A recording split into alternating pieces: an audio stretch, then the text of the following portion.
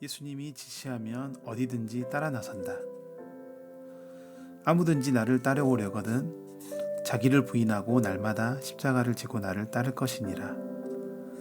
우리는 예수님의 이 초대를 시적인 표현으로 해석하는 경향이 있다.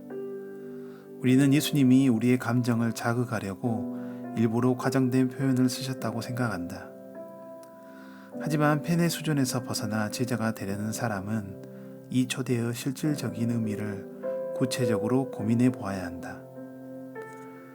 그렇다면 저기는 어떠냐? 예수님이 초대의 메시지를 전한 뒤 누가복음 9장 끝 무렵에 진심으로 제자가 되고 싶은 것처럼 보이는 3명의 사람이 등장한다. 하지만 예수님을 따르면 자기의 삶의 특정한 부분이 피곤해질 것을 알자 그들은 변명을 하기 시작한다. 예수님과 조건을 협상하려는 것을 보니 그들은 펜이 분명하다. 첫 번째 펜은 57절에 등장한다. 그가 예수님과 제자들을 찾아온다. 길 가실 때에 어떤 사람이 여짜오되 어디로 가시든지 나는 따르리이다. 마음에 드는 고백이다. 예수님이 무엇을 원하시는지 제대로 아는 사람 같다. 어디로 가시든지 나는 따르리이다.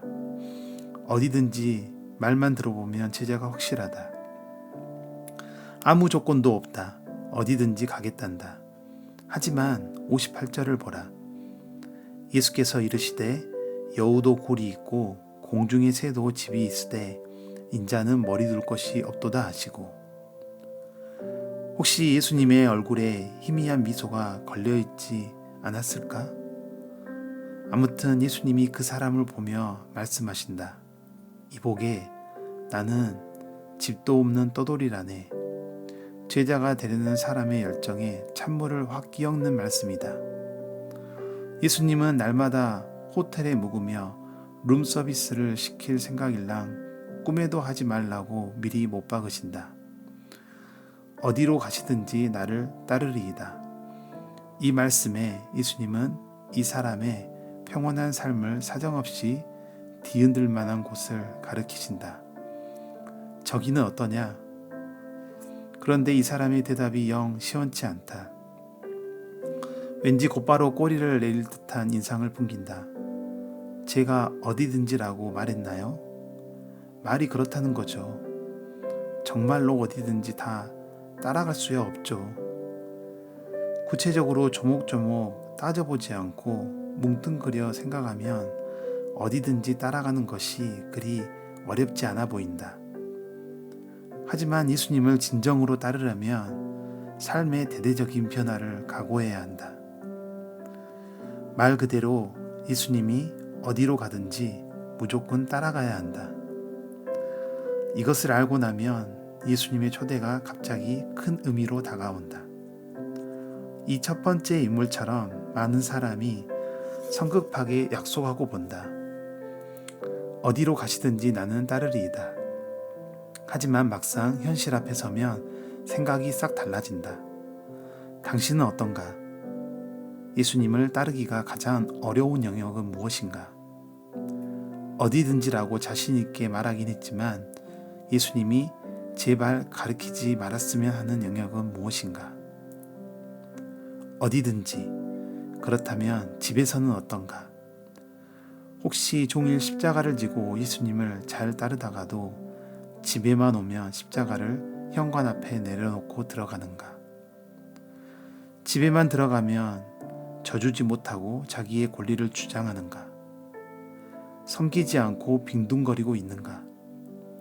집에만 들어가면 참을성을 발휘하지 못하고 자꾸만 따지는가? 격려해주지 못하고 매번 지적하고 비판하는가? 집에서는 영적 지도자 역할을 하지도 못하고 수동적이고 냉담하게만 구는가? 어디든지. 일터에서는 어떤가? 평일 오전 9시면 많은 팬이 예수님을 차에 두고 내리는 모습을 볼 수 있다. 예수님 여기서 기다리세요.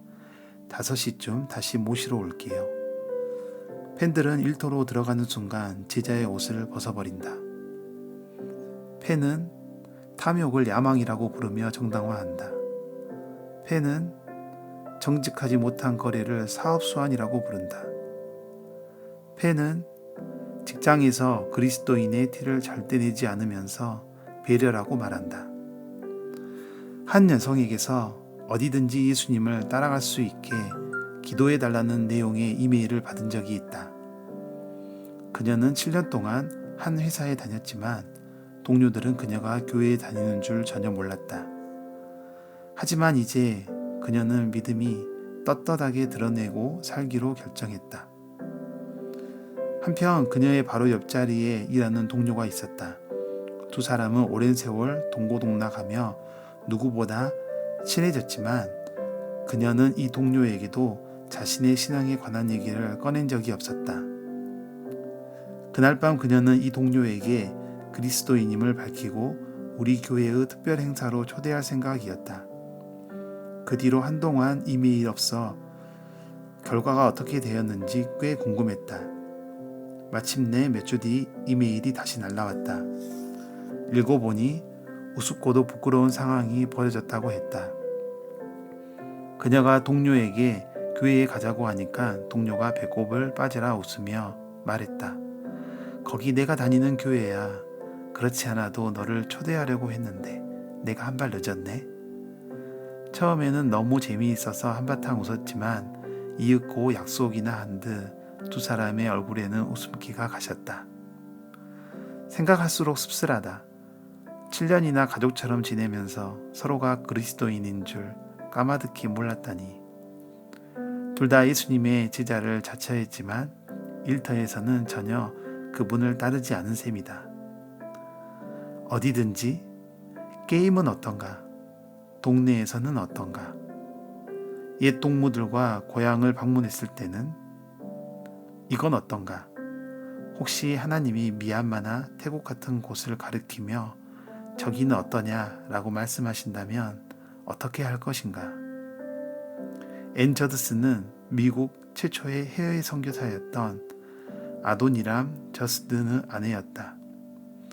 아도니람은 24세의 나이에 미얀마로 갈 결심을 했다. 당시 미얀마에는 선교사가 한 명도 없었고 외국인에 대한 적개심이 극에 달해 있었다. 아도니람은 당시 23세였던 앵과 사랑에 빠졌다. 그는 앵과 결혼하여 함께 미얀마에서 복음을 전하고 싶었다. 그래서 장인 어른에게 다음과 같은 편지를 보내 결혼 허락을 부탁했다. 따님이 저랑 결혼하면 아버님은 바로 내년 봄에 따님과 헤어져 이 세상에서 다시는 보지 못할 것입니다. 따님은 선교지에서 고난을 겪게 될 것입니다. 바다의 위험과 인도 남부의 치욕적인 기후, 극심한 가난, 모욕과 압제, 심지어 비참한 죽음에까지 노출될 것입니다. 그래도 저희의 결혼을 허락해 주십시오. 하늘집을 떠나 따님과 아버지를 위해 죽어가는 유한한 영혼들을 위해 시온과 하나님의 영광을 위해 돌아가신 분을 위해 허락해 주십시오. 그 의의 면류관을 쓴 따님을 영광의 세계에서 볼 소망으로 허락해 주십시오. 앤의 아버지는 딸에게 결정을 맡긴다고 대답했다. 이에 앤은 고민을 하다가 친구 리디아 킴볼에게 다음과 같은 편지를 썼다. 잠시만 시간을 내달라고 부탁했다. 부부는 딱히 할 일도 없었기 때문에 기꺼이 두 사람을 안으로 들였다. 남편이 아내를 불러 소파에 앉자 오빌과 딕이 복음을 전하기 시작했다. 두 사람이 예수 그리스도와 관계를 설명하는 내내 부부는 조용히 앉아서 귀를 기울였다. 이 이야기에서 사소하면서도 중요한 사실 하나를 빼놓을 수 없다. 당시 8세였던 아들이 바닥에서 장난감 트럭을 가지고 놀고 있었다. 다들 아이가 장난감을 가지고 놀기만 하는 줄 알았다. 하지만 사실 아이는 어른들 말 한마디 한마디를 가슴에 새기고 있었다. 그날 이 가족의 운명은 180도로 바뀌었다. 돌아오는 주일 부부는 아들과 함께 예수를 영접하고 세례를 받았다. 두 평범한 남자가 어디든지라고 말했고 예수님은 이 가족의 집을 가리키셨다. 1956년 오빌과 딕은 그 일을 하지 않았다면 내가 이 책을 쓸 일도 없을 것이라고 사실을 밝히고 싶다. 그날 두 사람의 노크에 문을 열어준 부부를 나는 할아버지 할머니라고 부른다. 그날 바닥에서 장난감 트럭을 가지고 놀던 꼬마는 나의 아버지셨다. 그래서 언제까지나 천국에 가면 꼭 오빌과 딕을 찾아가 팬이 아닌 제자가 되어준 것에 감사할 참이다. 그날 그 두 사람에게는 다른 할 일도 많았을 게 분명하다. 그리고 그날 문을 두드릴 때 얼마나 긴장이 되었을까. 식은땀이 흘렀는지도 모르는 일이다. 하지만 결국 그 사람은 어디든지 예수님을 따르기로 결심했고 그분을 따라 우리 할아버지 집의 대문 앞에 이르렀다.